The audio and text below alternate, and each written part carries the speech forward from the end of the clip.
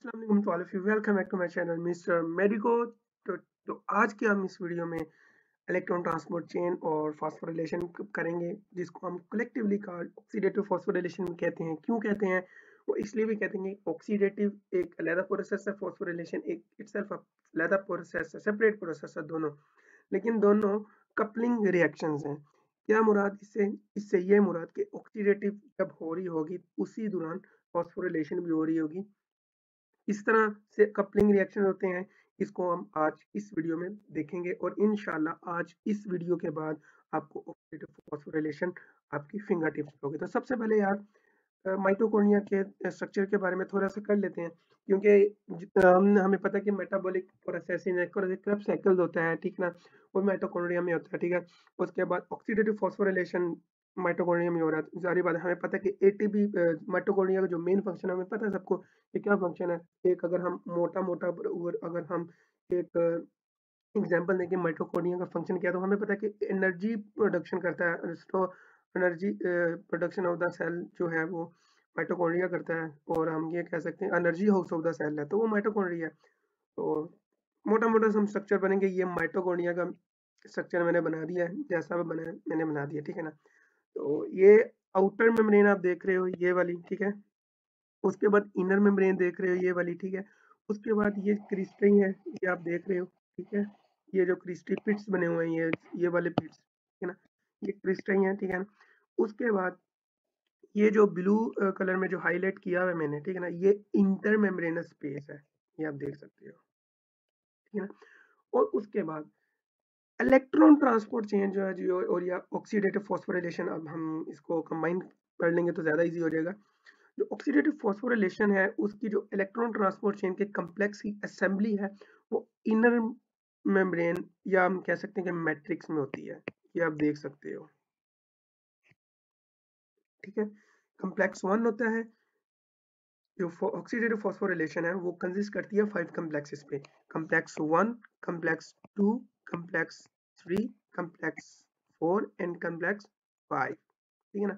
ये थी मोटी मोटी एनाटमी, या आप कह सकते हो कि स्ट्रक्चर ऑफ माइटोकॉन्ड्रिया। अब जो इसको मैंने ज़ूम किया, ज़ूम आउट निकाला है, हम सिर्फ इतने से एरिया को स्टडी करेंगे कि जहाँ पर ऑक्सीडेटिव फॉस्फोरिलेशन हो रही है। जैसा कि ये इनर मेम्ब्रेन होगी ये वाली, ठीक है। ये आउटर मेम्ब्रेन होगी और ये सारी जो है ये इंटर मेम्ब्रेनस स्पेस होगी। ये कॉम्प्लेक्स वन है हमारा, ये कॉम्प्लेक्स टू है, ये कॉम्प्लेक्स थ्री है, ये कॉम्प्लेक्स फोर है और ये फाइव है। जो 5 है वो एक थोड़ा सेपरेट हम इसको रखते हैं। सबसे पहले हम कॉम्प्लेक्स 1, कॉम्प्लेक्स 2, कॉम्प्लेक्स 3, कॉम्प्लेक्स 4 में पढ़ेंगे, क्योंकि ये जो 4 कॉम्प्लेक्सेस है ना, ये इलेक्ट्रॉन ट्रांसपोर्ट चेन या आप कह सकते हो कि ऑक्सीडेटिव रिएक्शन में काम आते हैं।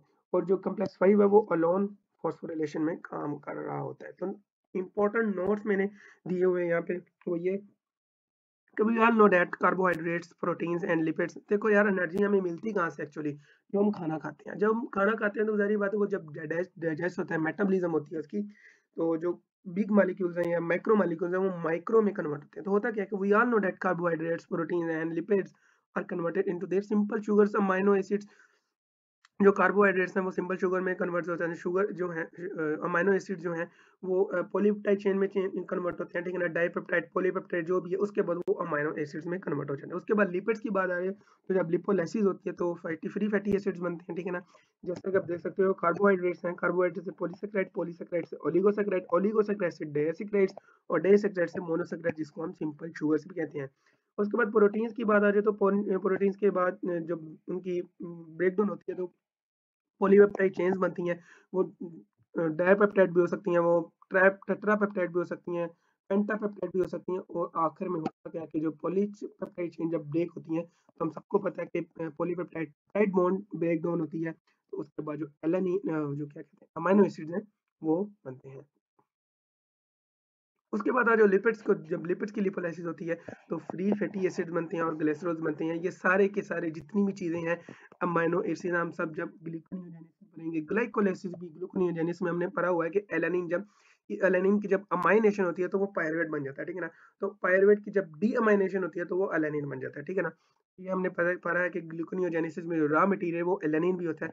जो ग्लूकोनियोजेनेसिस में हमने ग्लिसरॉल्स भी पढ़ाया था, जो कि ग्लिसरॉल जो है वो डिहाइड्रोक्सी एसीटोन फॉस्फेट में कन्वर्ट होता है, और ग्लिसरॉल अगर ग्लिसरॉल से डिहाइड्रोक्सी एसीटोन फॉस्फेट पर होता है बनता है, तो हमने ये पढ़ा था कि ग्लूकोनियोजेनेसिस में जब पायरुवेट ऑक्सैलो एसीटेट में कन्वर्ट होता है और ऑक्सैलो एसीटेट फॉस्फोइनोल पायरुवेट में कन्वर्ट होता है, तो वो वाला स्टेप इसके लिए एग्जेम्प्टेड हो जाता है, यानी कि एक बॉर्डर से इसको निजात मिल जाती है जब जब डायरेक्टली ग्लिसरॉल कन्वर्ट हो रहा होता है डिहाइड्रोक्सी एसीटोन फॉस्फेट। सिर्फ बाद में सिर्फ ग्लिसरॉल के लिए 2 स्टेप रह जाते हैं या 2 बॉर्डर रह जाते हैं जिनको क्रॉस करना होता है, जिन यहाँ पर मुश्किल होती है जब ये जो मॉलिक्यूल्स हैं कन्वर्ट होते हैं आपस में। When there is a metabolism, we all know that carbon consists of mainly 3 elements, जिसका हमें पता है कार्बन होती है, हाइड्रोजन होती है और ऑक्सीजन होती है। देखो कॉम्प्लेक्स 4 है ना जो ऑक्सीडेटिव फॉस्फोराइलेशन का, वो final acceptor of the electron है, और वहाँ पे जो एक्सेप्टर होता है वो बेसिकली ऑक्सीजन होता है। ऑक्सीजन हमें यहाँ से मिली रहती है, लेकिन जो मेनली ऑक्सीजन हमें मिली रहती है वो रेस्पिरेटरी बस से मिली रहती है, ये रेस्पिरेटरी रिएक्शन से, जो कि हमें पता है कि हम हमारे लंग्स में ऑक्सीजन आती है, वहाँ से जो हीमोग्लोबिन है वो हाई एफिनिटी होती है उसकी ऑक्सीजन की वहाँ पर लंग्स लेवल पे, तो वो ऑक्सीजन कैरी करती है और फिर पेरिफेरल टिश्यूज पे जाकर वो ऑक्सीजन लेवल ऑक्सीजन को डिलीवर करती है। और ये एक पूरा बहुत बड़ा मैकेनिज्म है, पूरा मैकेनिज्म है। डिलीवर कैसे करती है, क्योंकि हमें पता है कि पेरिफेरल टिश्यू पे ऑक्सीजन की एफिनिटी, हीमोग्लोबिन की ऑक्सीजन कैरिंग जो एफिनिटी है वो लो हो जाती है, इस वजह से जो हीमोग्लोबिन है जिसने कैप्चर की होती है ऑक्सीजन, वो उसको रिलीज करता है। तो ये मैकेनिज्म बहुत कॉम्प्लिकेटेड मैकेनिज्म है। जब हम हीमोग्लोबिन भरेंगे तो उसमें इंशाल्लाह हम जरूर करेंगे। तो होता क्या है कि कार्बन हाइड्रोजन ऑक्सीजन ये ब्रेक डाउन हो गए, कार्ब्स की ब्रेक डाउन हुई है, मेटाबॉलिज्म हुई है, तो ये एलिमेंट जो है या मॉलिक्यूल्स हैं ये रिलीज हुए हैं। होता क्या है कि जो हाइड्रोजन है वो निकोटीन एडेनिन डाइन्यूक्लियोटाइड में जब मिलता है, ये होता है कि इलेक्ट्रॉन ट्रांसपोर्टर है। NADH ऑक्सीडेटिव फॉस्फोराइलेशन में दो जो है वो इलेक्ट्रॉन ट्रांसपोर्टर्स हैं। एक तो NAD है जो कि NADH प्लस H है, जो कि हाइड्रोजन जब ऐड होता है हाइड्रोजिनेशन होती है इसकी,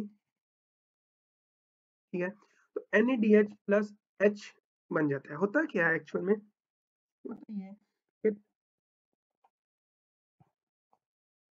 दो हाइड्रोजन फॉर एग्जांपल हमें मिले हैं, ये दो हाइड्रोजन जो है, sorry I will make a little bit mistake, क्योंकि ये प्रोटॉन बन गए थे, दो इलेक्ट्रॉन निकले और प्लस दो प्रोटॉन निकले, ठीक है ना। तो ये दोनों मान के तो ये दो दो हाइड्रोजन ही बनाएंगे ना। होता क्या है उसके बाद जो है इलेक्ट्रॉन है और हाइड्रोजन है, फॉर एग्जांपल ये NAD प्लस पॉजिटिव में है। होता क्या कि एक हाइड्रोजन में होता है और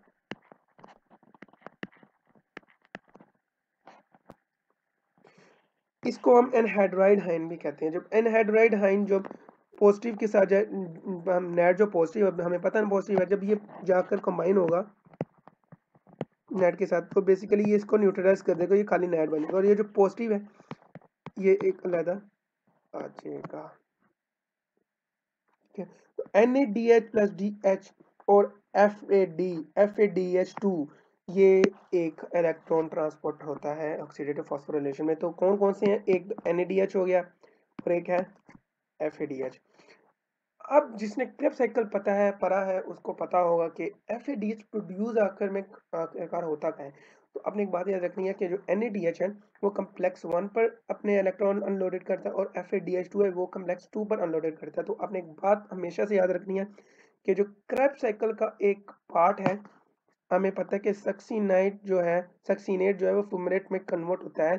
तो हमें पता है कि वहाँ पर फैट है जो फ्लेविन एडेनिन डाइन्यूक्लियोटाइड है, वो फ्लेविन एडेनिन डाइन्यूक्लियोटाइड हाइड्रोजन में कन्वर्ट होता है। क्यों होता है, जब सक्सीनेट फ्यूमेरेट में कन्वर्ट हो रहा है तो होता क्या है कि 2 हाइड्रोजन वो फैट को दे देता है, जो कि FADH2 में कन्वर्ट हो जाते हैं। तो आपने आज के बाद एक बात याद रखनी है कि क्रेब्स साइकिल का ये वाला पार्ट जो है वो mainly control by the complex 2 of the oxidative phosphorylation, ठीक है। So NADH unloaded electron at complex 1 and FADH2 unloaded electron at complex 2। Complex 1 की बारी आ गई है, तो भाईजान कम्प्लेक्स 1 की बारी अब हम इससे करते हैं। अब होता क्या है कम्प्लेक्स 1 को हम डिटेल में पढ़ेंगे। अब कम्प्लेक्स 1 करता क्या है कि NADH ऑलरेडी प्रेजेंट है इंडियन मेम्ब्रेन में, ठीक है। अब होता क्या है कि NADH डिहाइड्रोजिनेज एंजाइम प्रेजेंट होते हैं। डिहाइड्रोजिनेज क्या करते हैं कि हाइड्रोजन को रिमूव करते हैं। अब NADH है वो नेट में अगेन कन्वर्ट होता है और इलेक्ट्रॉन को फ्री करता है, ठीक है, और हाइड्रोजन आयंस को फ्री रिलीज करता है। अब होता क्या है कि जो हाइड्रोजन आयंस जो रिलीज होते हैं या प्रोटॉन्स रिलीज होते हैं वो थोड़ी सी ये देखो यार, होता क्या है कि NADH जब नेट में कन्वर्ट होता है कम्प्लेक्स 1 में, तो एनर्जी लिल बिट एनर्जी रिलीज होती है। वो एनर्जी यूज करता है कम्प्लेक्स 1 हाइड्रोजन आयंस को पास आउट करने में। कहाँ में? From the matrix to the intermembranous space. ये आप देख सकते हो 4 हाइड्रोजन जो है वो कम्प्लेक्स 1 पंप आउट करता है विया use of energy that is convert. कब बनी थी? जब NADH ने इलेक्ट्रॉन डोनेट किया FMN को, फ्लेमिन मोनोन्यूक्लियोटाइड को, ठीक है ना। ये प्रोटीन्स है, आयरन कोटेड होती हैं, आयरन सल्फर कोटेड प्रोटीन होती है, इनमें आयरन हीम होता है। तो होता क्या है, जो FMN है, सारी बात है, इसको FMN को न्यूक्लियोटाइड मिला, ठीक है ना, इसको हाइड्रोजन भी मिला, ठीक है ना, FMNH में कन्वर्ट हो गया। अब FMNH में क्या होता है, FMN जो है FMNH अगेन FMN में कन्वर्ट होता है और क्या करता है, FMN में कब कन्वर्ट होगा? जब वो हाइड्रोजन रिलीज करेगा और इलेक्ट्रॉन रिलीज करेगा। अब होता क्या है, जैसा कि मैंने यहाँ पिक्चर में एक यू क्यू कर बनाया हुआ है, तो ये क्यू कोएंजाइम क्यू है, हम इसको कोएंजाइम यूबिक्विन भी कहते हैं, ठीक है। अब होता क्या है, coenzyme Q is not a protein.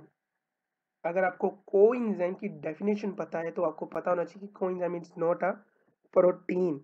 Coenzyme is a non proteinous organic compound और organic part of the enzyme, ठीक है ना, जो कि एंजाइम की प्रॉपर एक्टिविटी के लिए बहुत मायना रखता है। तो कोएंजाइम क्यू को जब 2 हाइड्रोजन मिलेंगे, ठीक है, तो वो कोएंजाइम QH में बन जाएगा। और ये क्या करेगा, जो कोएंजाइम क्यू है वो ट्रांसफर करेगा कम्प्लेक्स 3 में। अब आप यहाँ पे बात करोगे यार कम्प्लेक्स 2 कहाँ गया, तो भाईजान कम्प्लेक्स 1 और कम्प्लेक्स 2 का जो फंक्शन है वो ये है कि दोनों कम्प्लेक्स 1 में NADH और कम्प्लेक्स 2 में FADH2 अपने इलेक्ट्रॉन अनलोडेड करते हैं कम्प्लेक्स 3 में, ठीक है। अब आ जाओ कम्प्लेक्स 2 की बारी। जो FADH2 है जो कि ऑलरेडी प्रेजेंट है इन मैट्रिक्स में, इंटरमेम्ब्रेन में, इनर मेम्ब्रेन में, वो क्या करता है कि FADH कन्वर्ट होता है फैट में और कम्प्लेक्स 2 को अपने इलेक्ट्रॉन को हाइड्रोजन देता है। और इम्पोर्टेंट नोट, कोई हाइड्रोजन पंप नहीं होता कम्प्लेक्स 2 से, या ये कह सकते हो कि जो कम्प्लेक्स 2 है वो बाकी के जो कम्प्लेक्स 3 और 4 है उनको हेल्प करता है हाइड्रोजन पंपिंग में। अब होता क्या कि साइटोक्रोम कोएंजाइम क्यू है वो अगेन कोएंजाइम क्यू हाइड्रोजन में कन्वर्ट हो जाता है। फिर होता क्या कि वो जो इलेक्ट्रॉन्स हैं, जो कोएंजाइम क्यू है वो इलेक्ट्रॉन्स और हाइड्रोजन है वो कम्प्लेक्स 2 को ट्रांसफर करता है। जो कम्प्लेक्स 2 है वो एक छोटा सा या एक बड़ा सिंप्लीफाइड कम्प्लेक्स है, ठीक है ना। इसमें सिंपली FADH ने कम्प्लेक्स 2 को अपने इलेक्ट्रॉन हाइड्रोजन दे दें, जो वो इलेक्ट्रॉन है वो कोएंजाइम क्यू उठा लेगा, वो कोएंजाइम क्यू उठाकर कम्प्लेक्स 3 को फॉरवर्ड कर देगा। कम्प्लेक्स 3 की बारी आ जाए। अब कम्प्लेक्स 3 में होता क्या है, जो कोएंजाइम QH2 है वो अपने इलेक्ट्रॉन अनलोड करता है कम्प्लेक्स 3 में और साइटोक्रोम B प्रेजेंट होती है कम्प्लेक्स 3 में, ठीक है ना। और जो कोएंजाइम क्यू है वो again going to for towards the complex 1 and 2 क्यों हमें पता है कोएंजाइम क्यू है जो वो मोबाइल पार्ट है, ठीक है ना। अब होता है कि साइटोक्रोम बी जो है the cytochrome B this contains ferric form, ठीक है, दिस कंटेन्स फेरस फॉर्म। अब होता क्या है, जो फेरिक फॉर्म ऑलरेडी प्रेजेंट होती है वो होती क्या करता क्या, जो इलेक्ट्रॉन्स हैं कम्प्लेक्स 3 से वो जाते हैं फेरिक फॉर्म में और फेरिक फॉर्म अल्टीमेटली कन्वर्ट होती है फेरस फॉर्म में।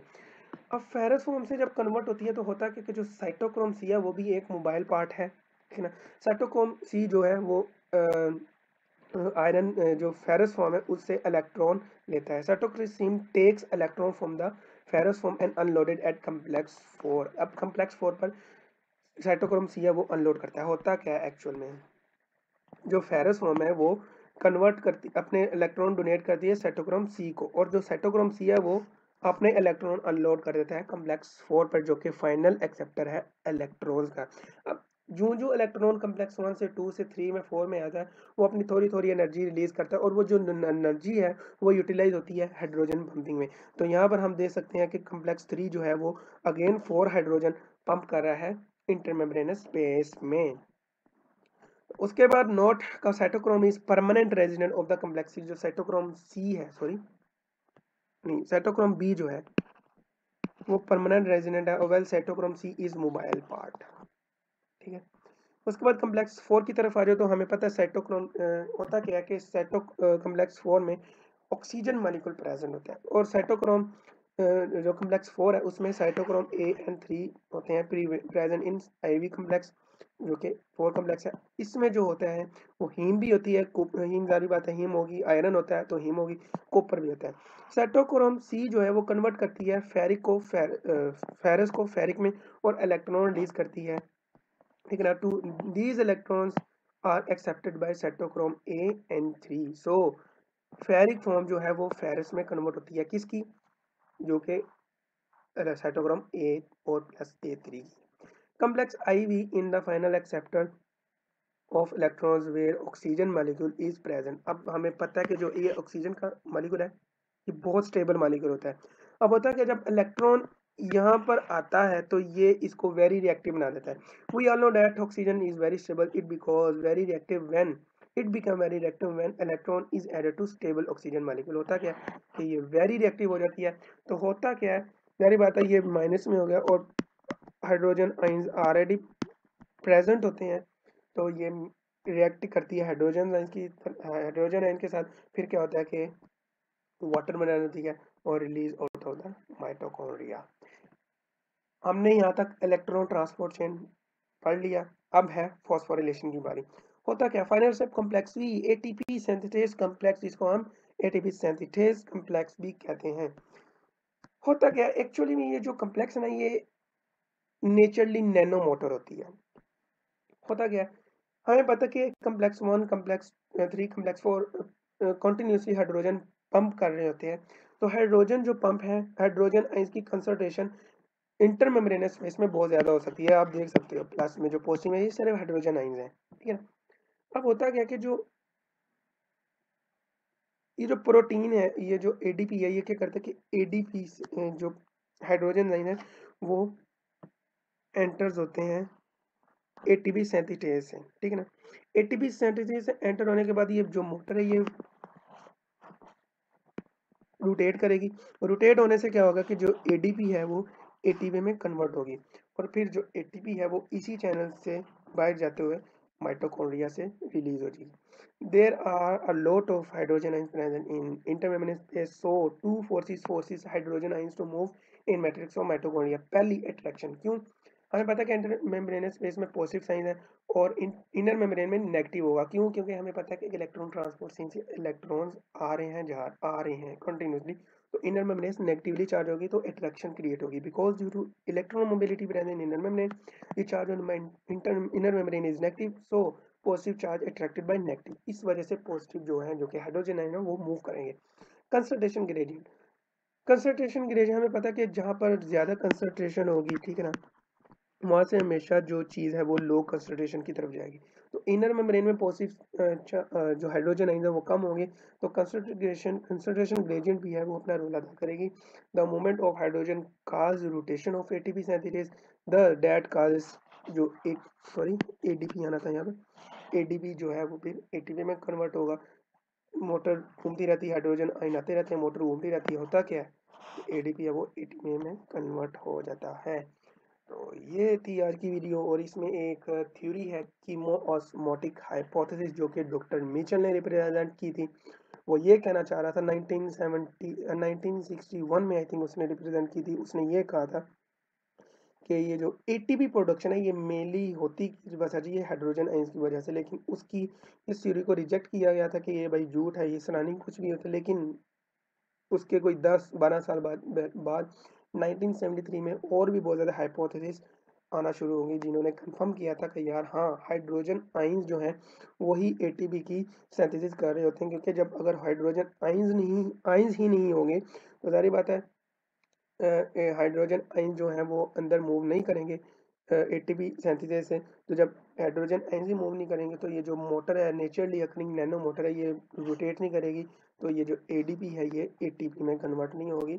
तो उसके बाद फिर डॉक्टर्स को बहुत ज़्यादा जो साइंटिस्ट है उस वक्त उनको बहुत गिल्ट हुआ था कि हमने इसको नोबेल प्राइज़ क्यों नहीं मतलब हमने इसकी थ्योरी को एक्सेप्ट क्यों नहीं किया। आज से 10 साल पहले हमारे पास ये थ्योरी आ गई थी, तो उन्होंने इस फील्ड में डॉक्टर मिचेल को नोबेल प्राइज़ अवार्ड किया था। तो ये वाली इंफॉर्मेशन मुझे डॉक्टर नजीब से मिली थी। तो थैंक्स टू डॉक्टर नजीब, मेरे मेंटर भी हैं, उनसे सब कुछ सीख कर मैं ये कर रहा हूँ। तो एक शौक भी है मुझे, तो जो नॉलेज मैं ले रहा हूँ तो शौक है को मैं आगे फॉरवर्ड करूँ, तो इसी में भलाई है। होप कि आपको वीडियो अच्छी लगी और समझ में आ चुकी होगी। और इसके बाद हम अनकपलिंग रिएक्शन करेंगे ऑक्सीडेटिव फॉस्फोरिलेशन के। ऐसे कौन से सब्सटेंसेस हैं या कौन से फैक्टर्स हैं जो कि इलेक्ट्रॉन ट्रांसपोर्ट चेन और फॉस्फोरिलेशन की अनकपलिंग करते हैं। तो इंशाल्लाह नेक्स्ट वीडियो में एक छोटा सा टॉपिक होगा, अभी टाइम नहीं है तो वीडियो काफ़ी लंबी हो चुकी है। तो इंशाल्लाह हम नेक्स्ट वीडियो में इसकी सिर्फ अनकपलिंग रिएक्शन करेंगे। बाकी इलेक्ट्रॉन ट्रांसपोर्ट चेन और ऑक्सीडेटिव फॉस्फोरिलेशन के बारे में मैंने आपको पढ़ा दिया है। और हाँ, एक और बात रह गई है, शटल सर्विस रह गई है, उसके बारे में मैं नेक्स्ट वीडियो में आपको करवा दूंगा कि शटल सर्विस होती क्या है। क्योंकि NADH जो है हमें पता है कि स्लाइटली अमाउंट में साइटोप्लाज्म में प्रेजेंट होती है, तो वो NADH माइटोकॉन्ड्रिया में कैसे जाती है, तो वो शटल सर्विस के थ्रू जाती है। तो माइटोकॉन्ड्रिया मेम्ब्रेन इस परमेबियल, चलो यार कर ही लेते हैं थोड़ा सा, ठीक है ना।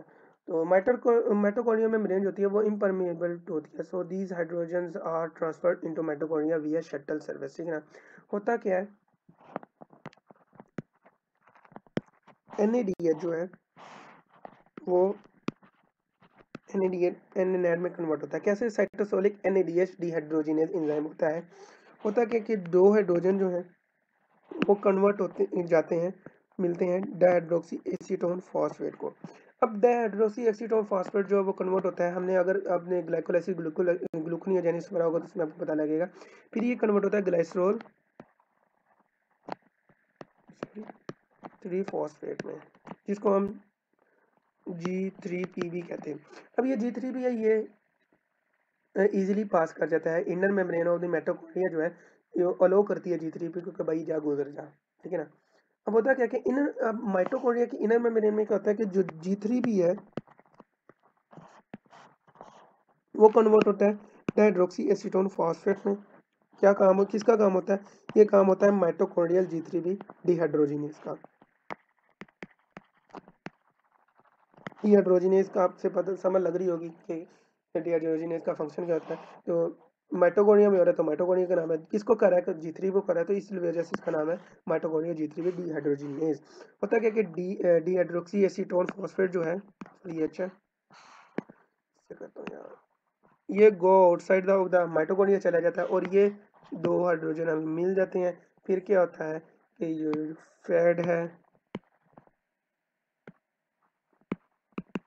ये FADH2 में कन्वर्ट कर देता है। जारी बात है, इसको ऑक्सीजन हाइड्रोजन मिल रहे हैं। फिर उसके बाद क्या होता है, देन कोएंजाइम सिनैप्स अवे, जैसा कि हमने कॉम्प्लेक्स 2 में बात की, कोएंजाइम क्यों आता है, वो सिनैच कर लेता है हाइड्रोजन और इलेक्ट्रॉन फ्रॉम इससे। तो ये थी शटल सर्विस के किस तरह साइटोसोल से माइटोकॉन्ड्रिया में हाइड्रोजन जाते हैं। तो ये था शटल सर्वर के बारे में हवाले से, ठीक है ना।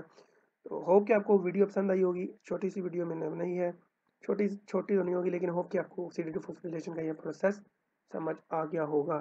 तो मिलते हैं हम नेक्स्ट वीडियो में, जो कि होगी ऑक्सीडेटिव फॉस्फोरिलेशन की अनकपलिंग रिएक्शन।